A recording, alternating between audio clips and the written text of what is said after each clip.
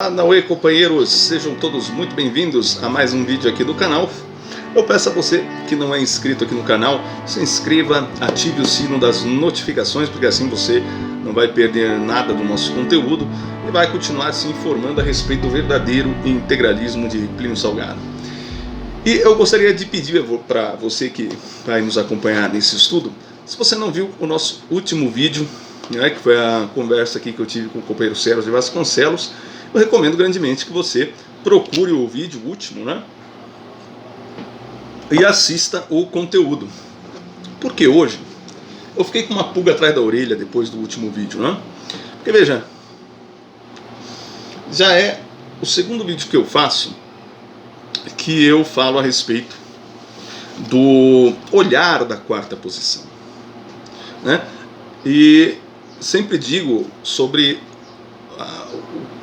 o nível de dificuldade que é você compreender esse olhar de quarta posição, né?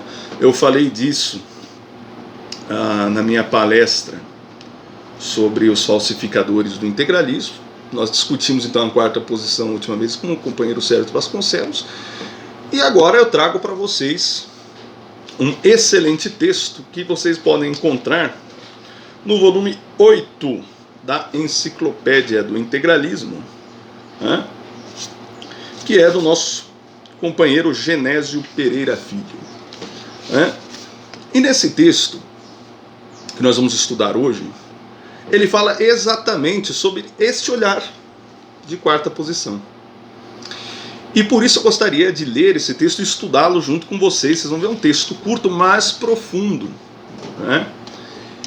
E no mais,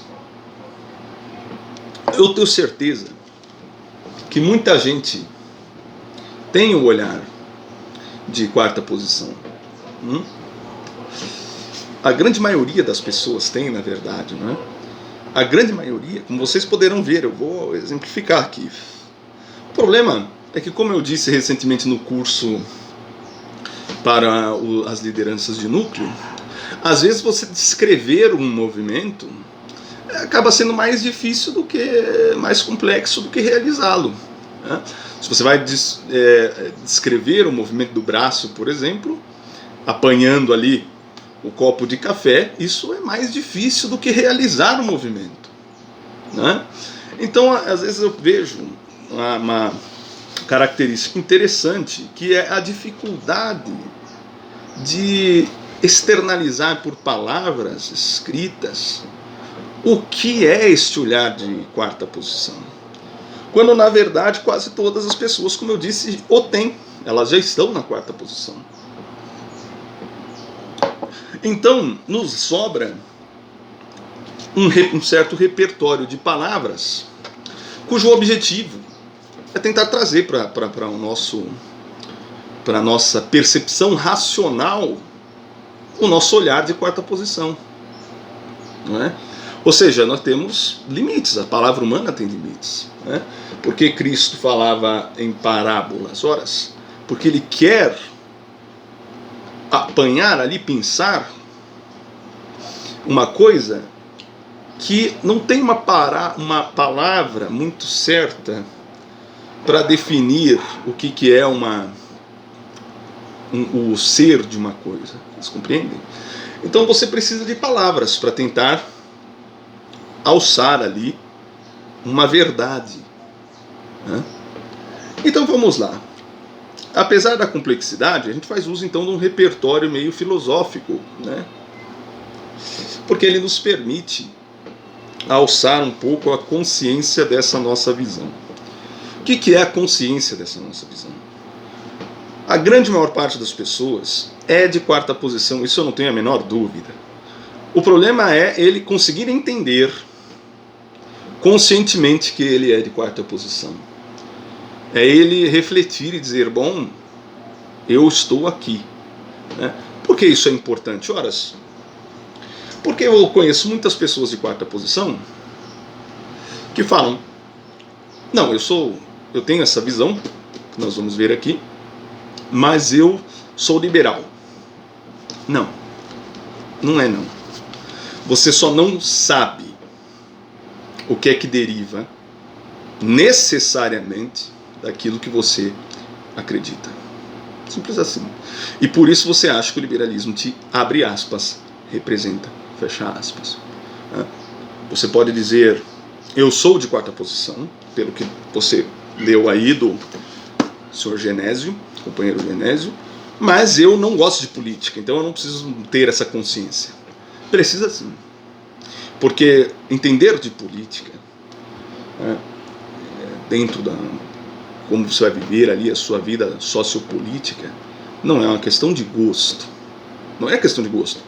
Você foi ao mercado, você fez compras, você saiu na rua, pegou um ônibus, você, de repente, é favorável ou desfavorável a uma medida educacional, uma medida no que concerne a saúde pública, você vai a um hospital, tem ou não tem remédio, tudo está envolvido numa questão de política. Por isso Aristóteles falava que o ser humano é um animal político. Então você não pode fugir dessa característica, você pode fingir que ela não é importante. Você pode não gostar e nem querer se posicionar sobre isso, mas isto é uma deficiência, com certeza, da sua expressão no mundo. E acontece o seguinte, o espaço sociopolítico sempre vai existir enquanto existir seres humanos. Teoricamente, até se existisse um único ser humano, haveriam algumas coisas, que envolvem um universo a mais, por exemplo. Se existisse apenas um ser humano no mundo, ainda assim existiriam as leis naturais. Então você não está completamente alheio às leis naturais, nem que estivesse sozinho.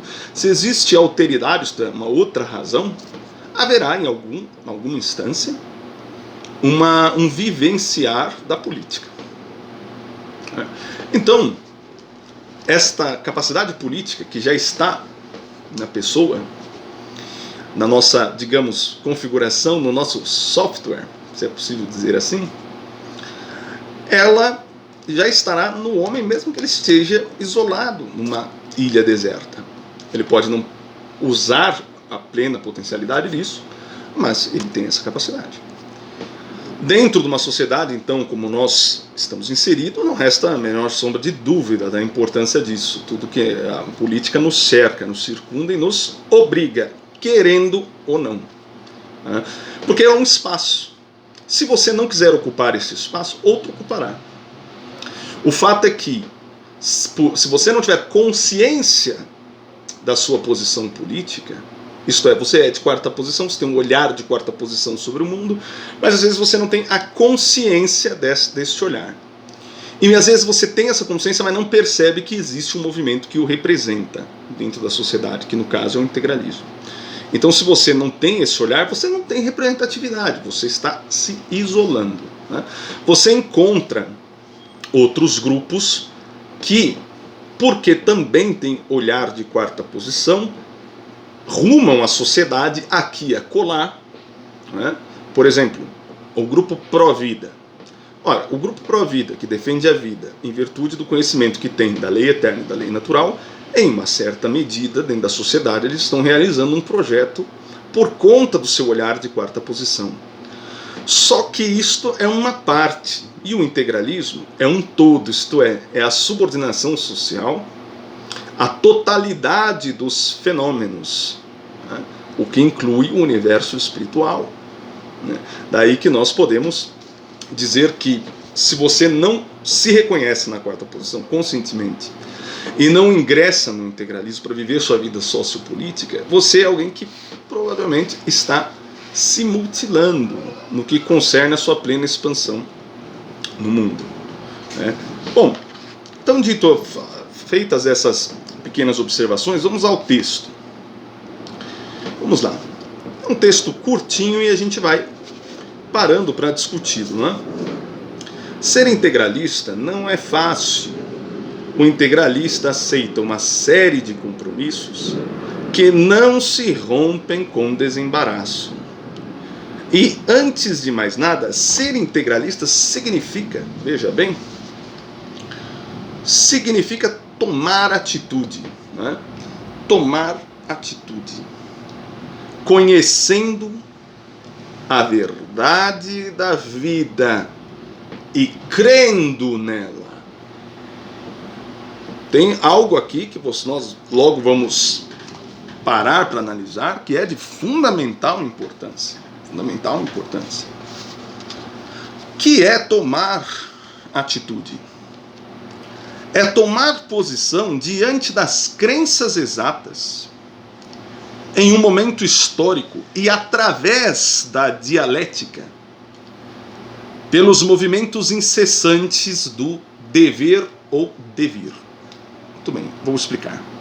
Eu não sei se esta palavra que foi colocada no texto aqui está escrito dever, mas eu tenho a sincera impressão que deveria estar escrito devir. Das duas formas, o sentido continua sendo integralista, mas pelo trato do texto eu creio que a palavra fosse devir, né? Vamos lá. Qual que é tomar atitude? É tomar posição diante das crenças exatas em um momento histórico e através da dialética, tá? Pelos movimentos incessantes do devir, procurar chegar ao conhecimento da verdade final. Que é esta verdade final, senão a autenticidade da própria vida e a presença do homem puro de alma diante do belo e do bem. Muito bem. Então, ser integralista, vejam que interessante, significa tomar uma atitude, conhecendo a verdade da vida e crendo nela. Nós vamos chegar aí nesse ponto da crença, que é fundamental. Mas antes, vejam, é preciso enxergar na dialética, isto é, nos movimentos do devir, daquilo que passa, o que é perene, onde está a verdade, que é substancial e não meramente acidental. Então, diante dos tumultos dos tempos, diante das transformações aparentes e acidentais da sociedade, o integralista consegue enxergar como quem enxerga através do espelho d'água as realidades profundas, né? Onde está precisamente a verdade, né? Então vamos continuar. Que é esta verdade final, senão a autenticidade da própria vida e a presença do homem puro de alma diante do belo e do bem. Veja, é o homem. O que quer dizer um homem puro de alma, né? O homem puro de alma é um homem que fez revolução interior, desvinculou-se dos vícios, aperfeiçoou-se nas virtudes e, exercendo o que há de melhor no homem, que é a sua razão, conseguiu encontrar o bem, o belo. Não são as coisas belas, nem as coisas boas. É o belo, é o bem. Isto quer dizer o quê? Por um exercício organizado da razão, que permeia essa superfície frágil e instável da sociedade, sem deixar-se correr pela correnteza, né?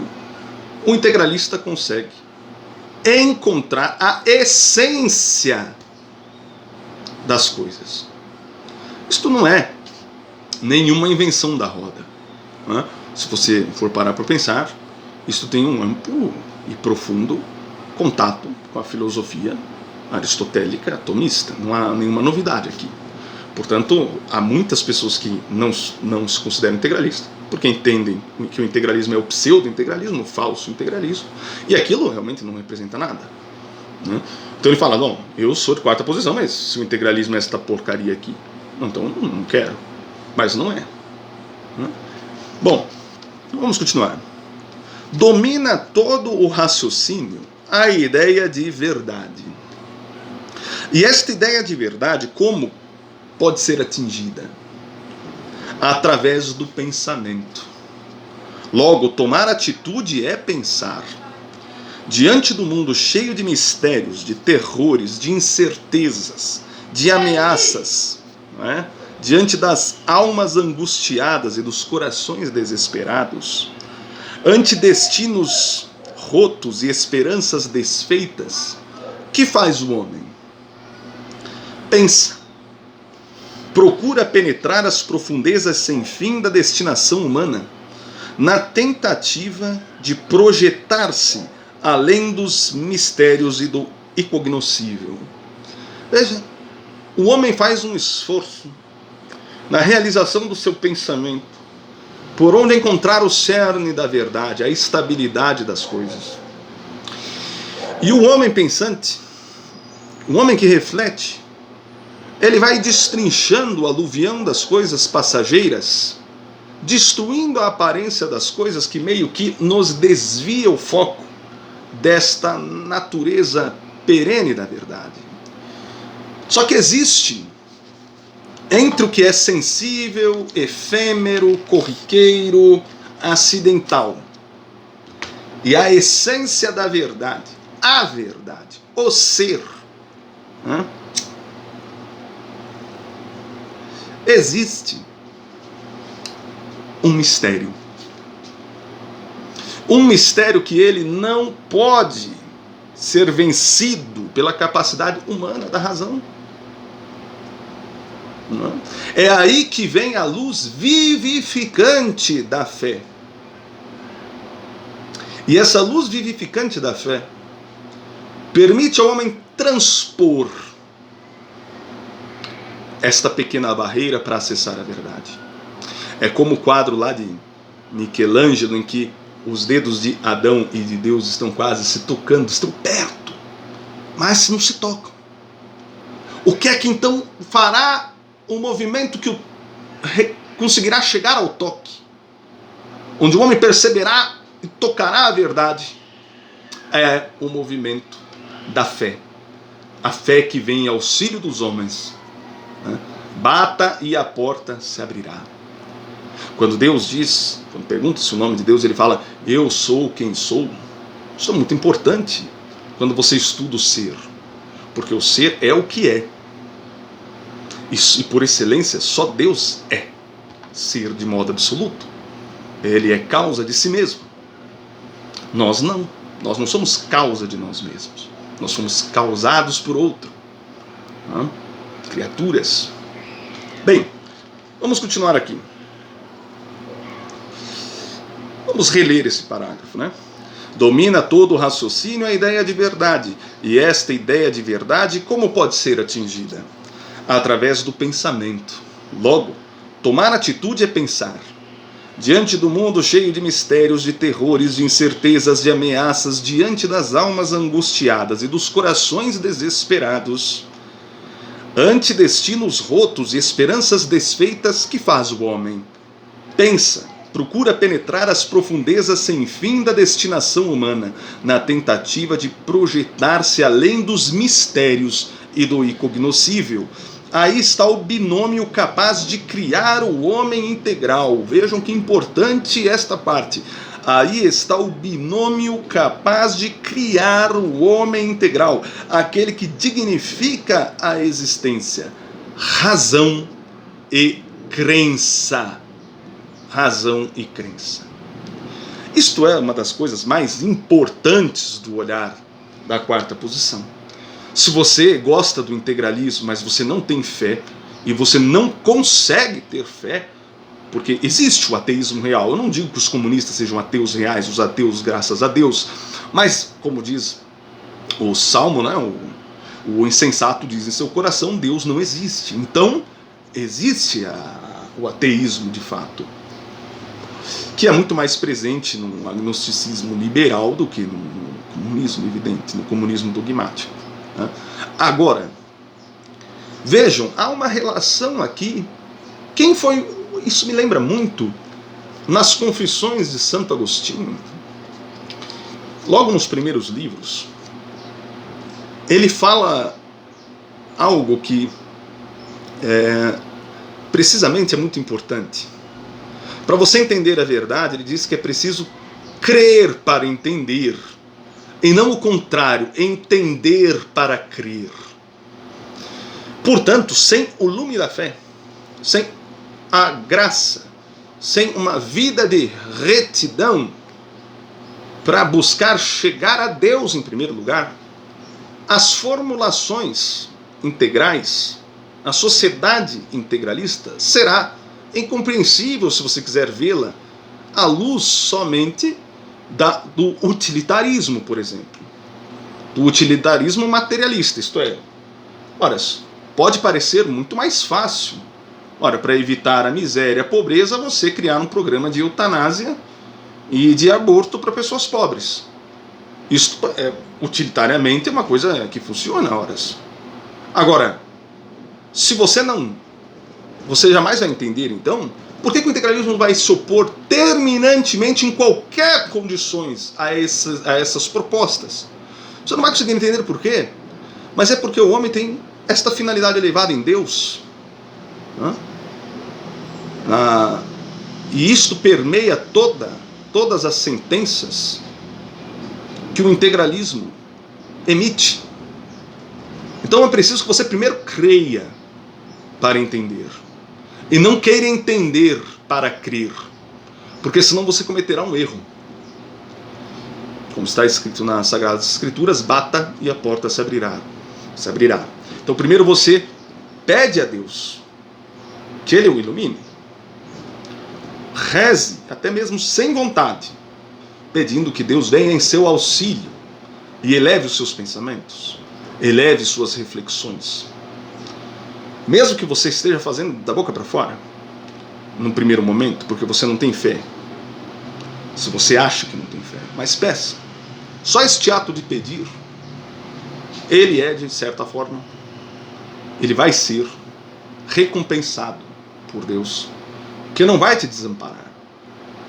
E quando a fé, que são as virtudes teologais, a fé, a esperança e a caridade, penetram no seu coração, eles limpam as travas dos seus olhos.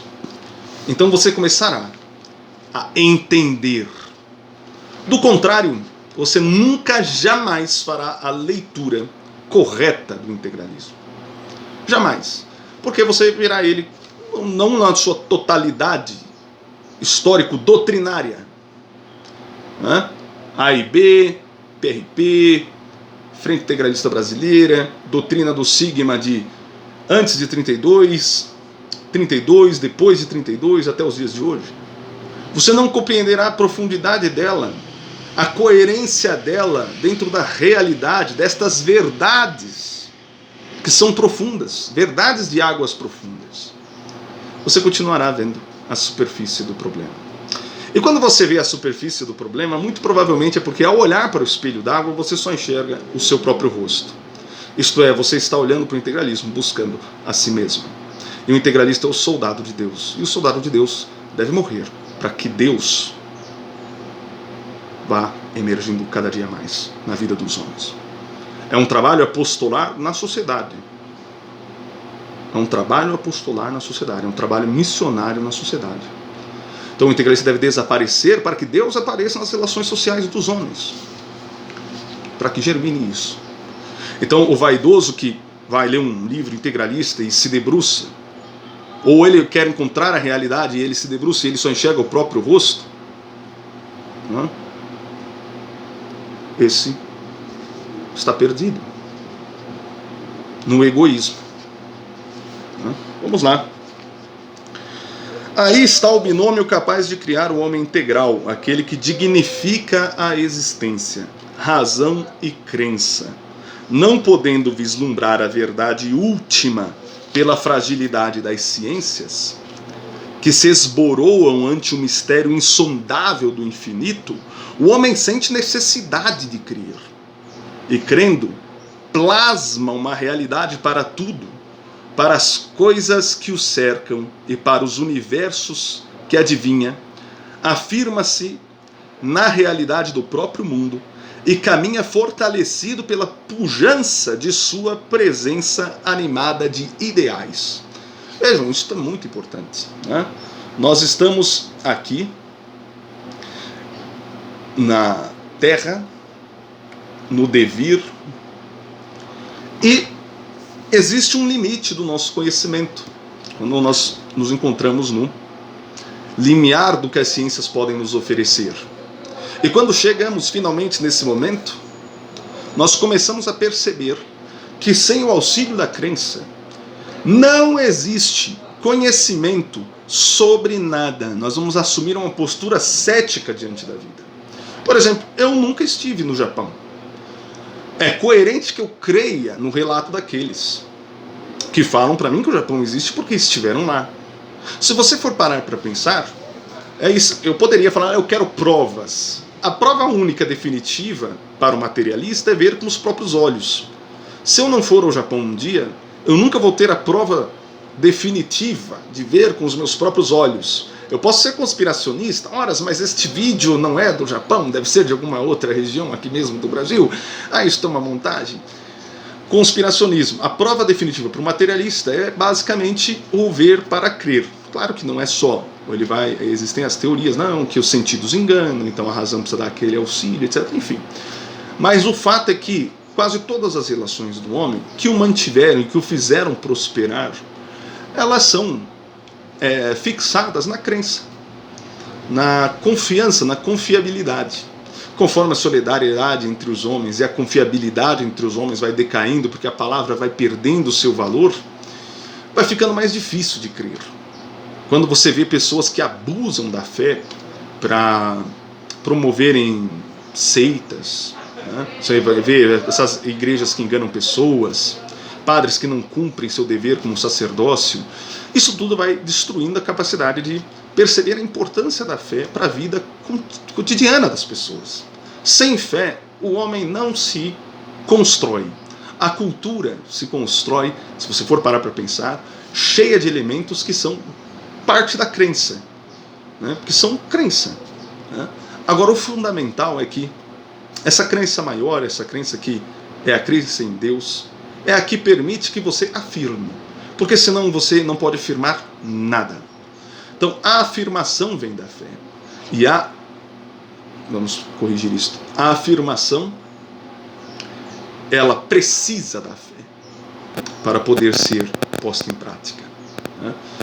Então, quando você crê, você consegue afirmar com o peso de uma afirmação eterna. Porque a verdade que você afirma, porque nela você crê, ela é sólida, ela é a essência, ela é o ser, ela é o belo, ela é o bem. Ela não participa de todas. Veja, não são as coisas que participam disso. Você está se referindo tangentemente a Deus, não é? Então a sua afirmação, ela é de um peso diferente da do materialista, evidente, né? Então, crendo, plasma uma realidade para tudo, para as coisas que o cercam e para os universos que adivinha. Afirma-se na realidade do próprio mundo e caminha fortalecido pela pujança de sua presença animada por ideias. Então, se você não crê, sua vida, ela carece de afirmações e, portanto, de movimentos. Você já parou para pensar que uma pessoa que não crê, ela não é capaz de longos movimentos? Eu não posso provar que amanhã, ao dobrar a rua, ela vai estar do mesmo jeito. Eu não posso provar isto. Não que não exista um cientista que vai lá e vai provar que amanhã a rua, depois da minha, vai estar lá. Ele pode fazer isso. O problema é que as pessoas não têm acesso a mecanismos de pesquisa íntima, né? De modo que eu tenho que crer que ela estará lá. Sem a crença, o homem jamais faria nada. Sem a crença de que existia um mundo para se descobrir, apesar do que se dizia em muitos lugares, o homem jamais teria ido em direção ao ideal. A crença, ela confirma e ela torna a sua vida, ela expande sua vida no mundo, né? Ela te dá a confirmação das realidades. Um homem que não crê não pode dizer que ele está dentro da realidade. Mas há um problema. Porque a própria existência, veja o que foi dito antes, né? Que é esta verdade, senão a autenticidade da própria vida e a presença do homem puro de alma diante do belo e do bem. Isto é, o nosso existir já é uma grande prova. Depois vem aquilo que é o nosso olhar puro, que significa o quê? Esse olhar limpo do contingente para enxergar o eterno ao invés do efêmero, o belo, o bem. Né?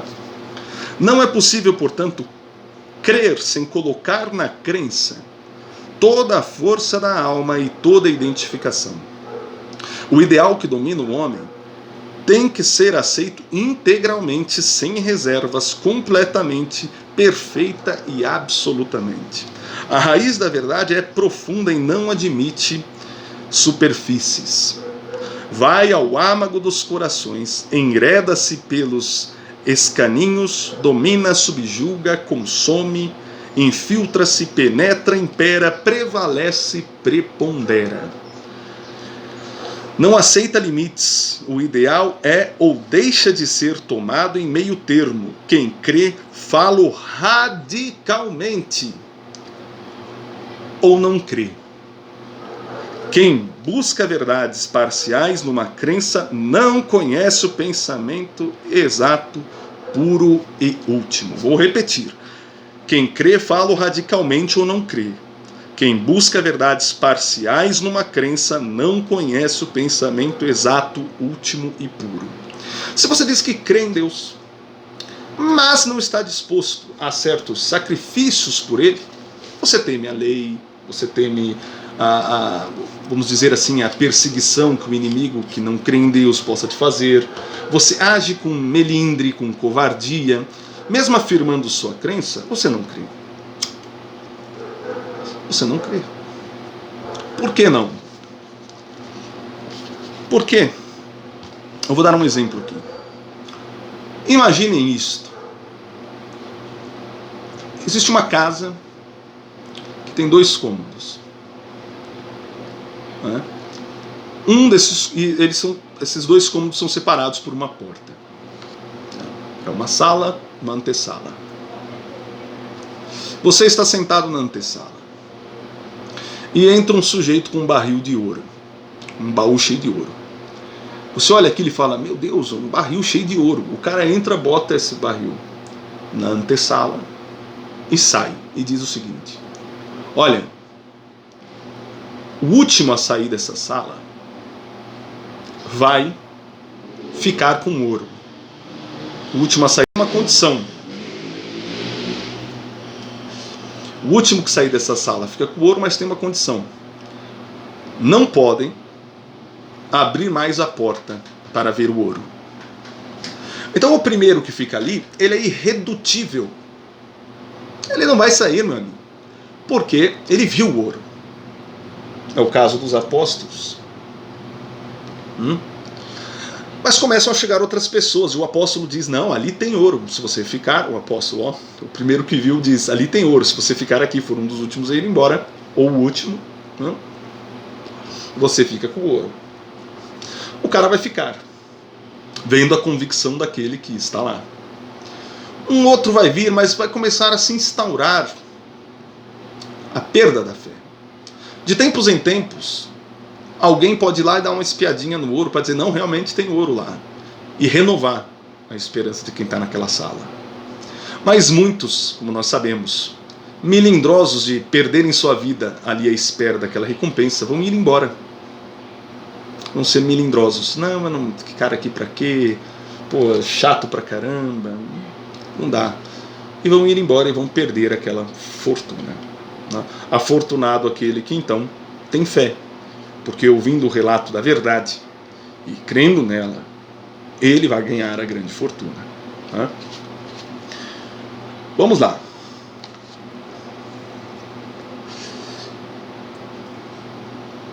Bom, desse exemplo que eu dei se tira que quem crê fala radicalmente. né? Ou não crê. Simples assim. Quem crê revela uma essência. A essência designa e caracteriza o ser, aquilo que é, porque independe das relatividades existenciais. O ser não precisa estar em outro objeto para ser. É em si mesmo, sempre e necessariamente sujeito. Ou seja, aquele que crê, aquele que tem fé, ele não precisa, ele não vai debandar da sua posição jamais, porque ele está assente numa posição sob a qual a eternidade, a essência, a ser. Vamos seguir aqui. Não sendo nem atributo, nem acidente, nem substância, a essência marca o ser em sua permanência, enquanto tudo à sua volta possa mudar. Ou seja, pode mudar tudo à nossa volta. A gente sabe que há a relatividade em muitos aspectos. A gente sabe que há coisas que são corriqueiras, que mudam, superficiais. O que interessa não é isso. O integralista está fixado na realidade do ser, da essência, da verdade. Portanto, nesse sentido, o integralismo está onde estão as coisas eternas. Ele não quer de modo nenhum pertencer a esse universo fragmentário. Ele está nesse universo fragmentário. Vamos ver mais um pouco. Numa essência irrealizada em uma época, inaceitada, não perde nunca sua força de permanência, porque é eternamente viável. Por isso, costumo dizer que dois verbos diferenciam o integralista dos demais políticos. Fiel a uma doutrina que é essencial porque deriva de uma atitude tomada e pensada, não tem caracteres transitórios ou os gestos do integralista. Por isso que o Estado integralista é ético-finalista. O que quer dizer ético-finalista? A gente vai discutir isso talvez no próximo vídeo.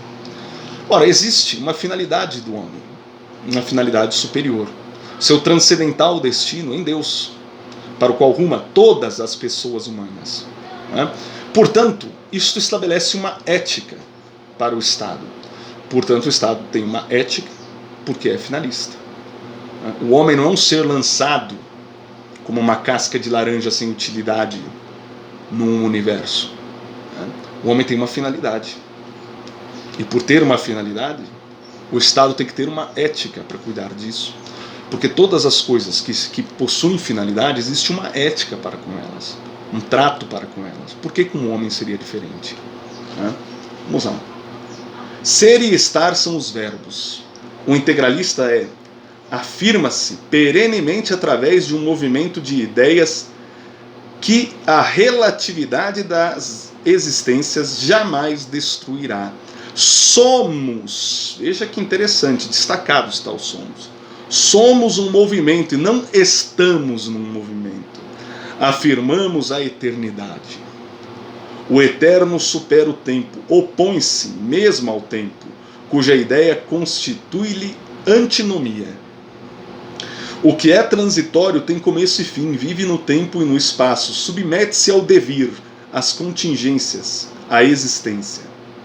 Assim sendo, os que não são integralistas estão hoje na União Democrática Nacional, como estiveram ontem no Partido Social Democrático e estarão amanhã no Partido Trabalhista Nacional. O integralista, ao invés, afirma ego sum. Sou porque afirmo, afirmo porque creio, creio porque penso. Olha que interessante. Uma afirmação muito bonita esta. Isto é, o integralista em si mesmo, ele é um movimento. Às vezes as pessoas falam, o integralismo não deu certo. Bem, se você ler o Integralismo na Vida Brasileira de Plínio Salgado, que tem gratuitamente no nosso portal, você vê que politicamente muita coisa do integralismo deu certo. Quase toda a programática do integralismo, em maior ou menor medida, de modo mais certo, mais errado, foi realizado. dos crucifixos das repartições públicas a certas estatais, etc., muita coisa foi realizada, né?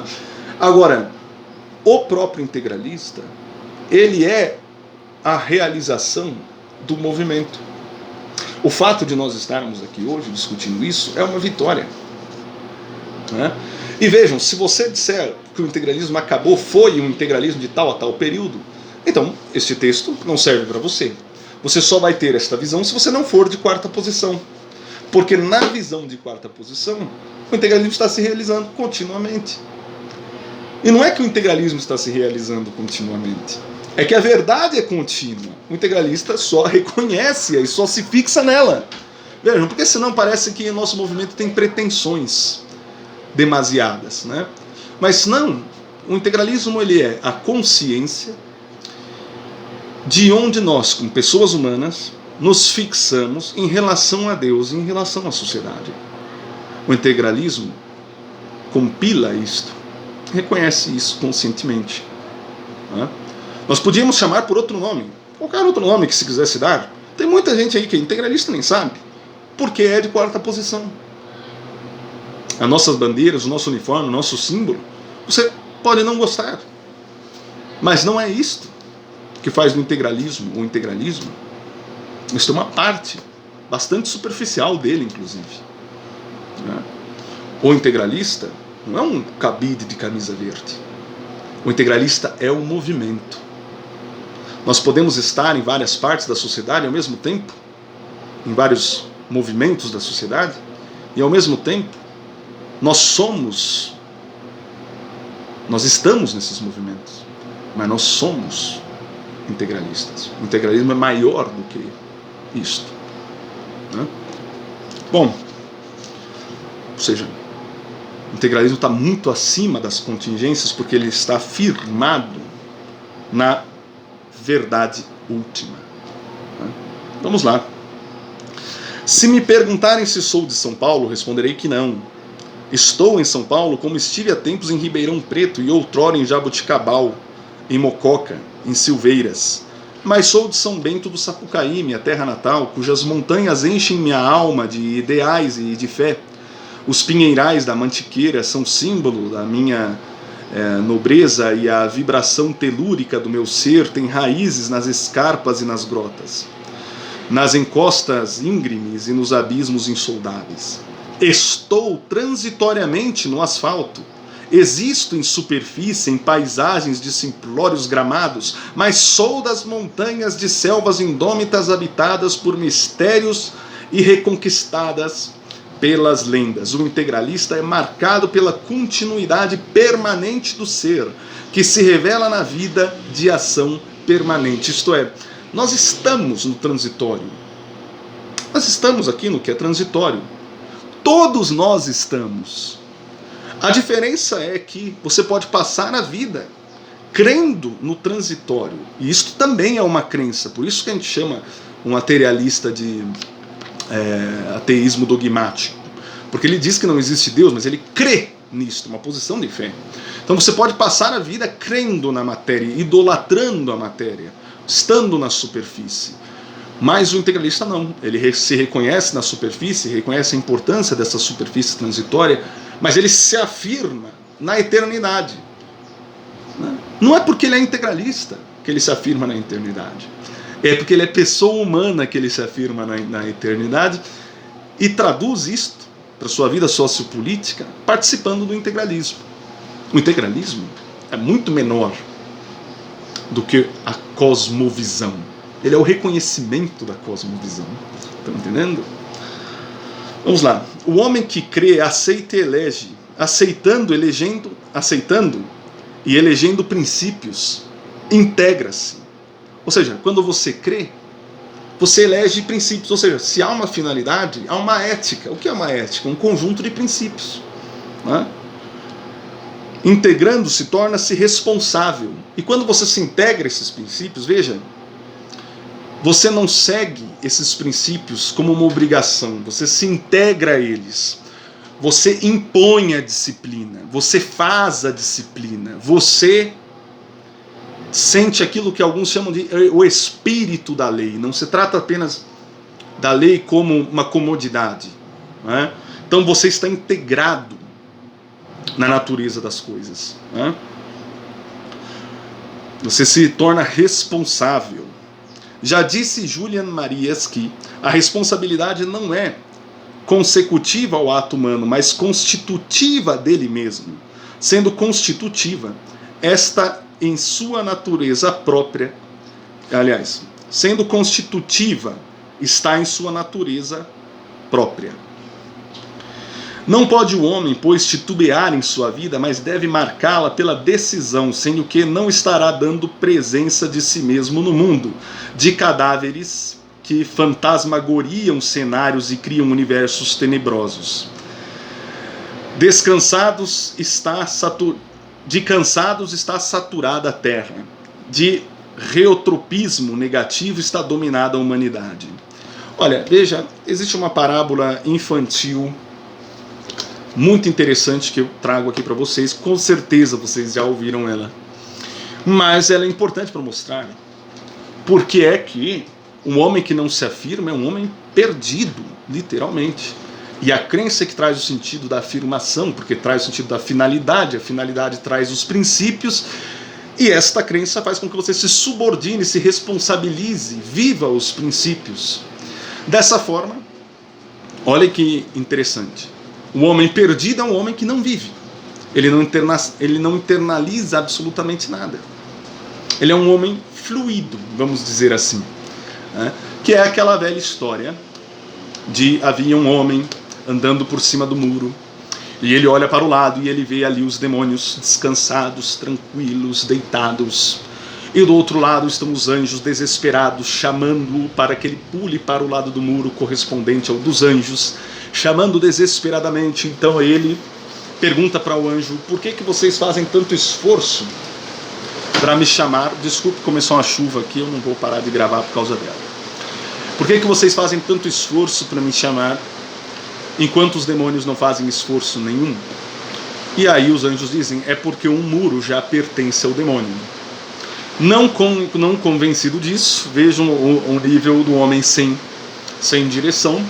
Ele pergunta ao demônio: por que é que vocês não se esforçam para me chamar para ir, já que os anjos me chamam para ir o tempo todo? E os demônios dizem para ele o seguinte: nós não nos esforçamos para chamar você porque você é livre para fazer suas próprias escolhas.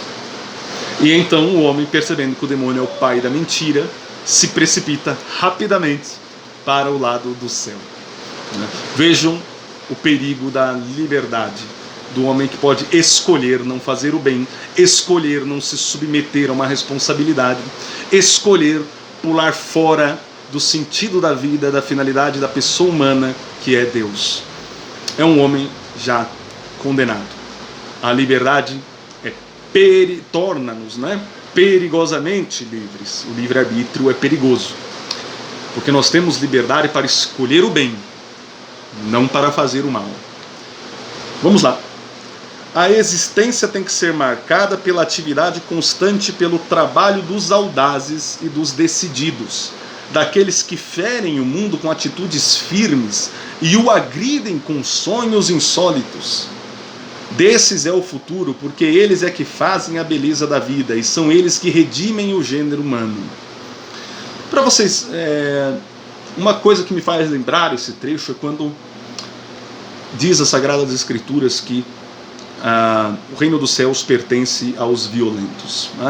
Se a gente observar a santidade dos santos, a gente percebe que aqueles homens, eles realmente redimem a humanidade, num certo sentido profundo, não é?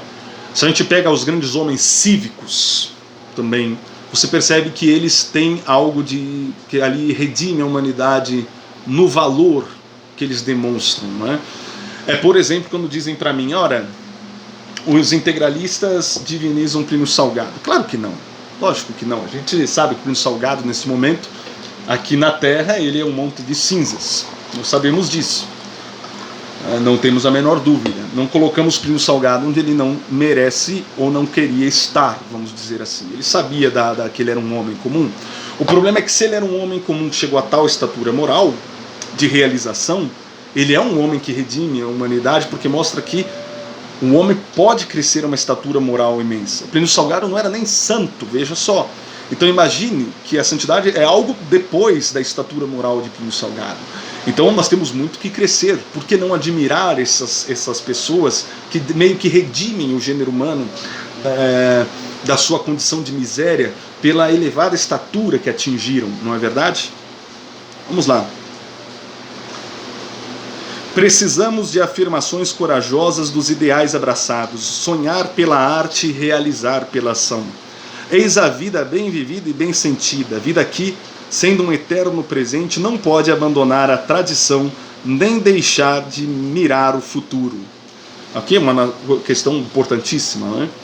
Tradição e mira no futuro, não se abandona a tradição pelo futuro, nem se abandona o futuro pela tradição, dois vícios constantes aí das visões políticas.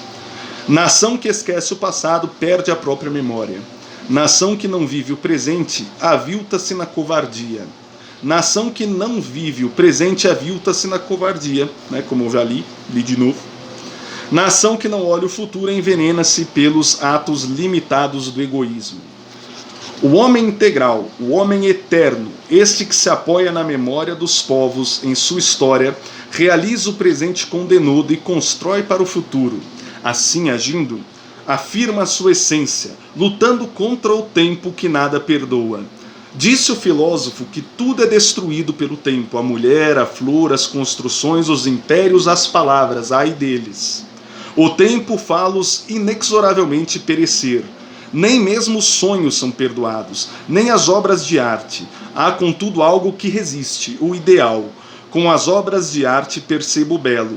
Com o ideal resiste o sublime, que supera o tempo. Afirmemos, portanto, integralistas, com bastante coragem nosso ideal. Afirmemos porque ele resiste ao tempo e existirá sempre. Irrealizado hoje, se incapaz nossa geração de aceitá-lo, será possível amanhã. Ergo sum, somos um movimento para a eternidade. E quem afirma para a eternidade caminha para o bem supremo, alvo último do nosso destino, que é Deus. Portanto, os integralistas estão firmados naquilo que há de mais sólido, que é o bem, o belo, o justo Deus. Se o nosso ideal ele permanece vivo e pujante ao longo dos tempos, ao longo dos séculos, e se uma geração for incapaz de compreendê-lo, não há problema nenhum. Ele continuará vivo, será compreendido em algum momento, porque o nosso fundamento, a nossa finalidade como pessoas, eu quero chamar a atenção disso. Quero chamar a atenção disso. O homem integral, o homem eterno, essas palavras são importantes. O homem integral é a consciência que nós temos da nossa própria eternidade. Porque então, por que somos integrais? Ora, matéria e espírito, na unidade que é a pessoa humana. Então veja, o integralismo é um ideal sociopolítico fixado e amplamente fixado na natureza do homem, que é eterna. Por que é eterna? Porque se fixa em Deus. Se fixa em Deus para preservar esta eternidade, para não sofrermos a morte eterna, é necessário reconhecer a finalidade que é Deus e estabelecer uma ética finalista para o Estado, para as relações humanas. Ou seja, razão e fé. Crer para entender. Pelo bem do Brasil, Anauê.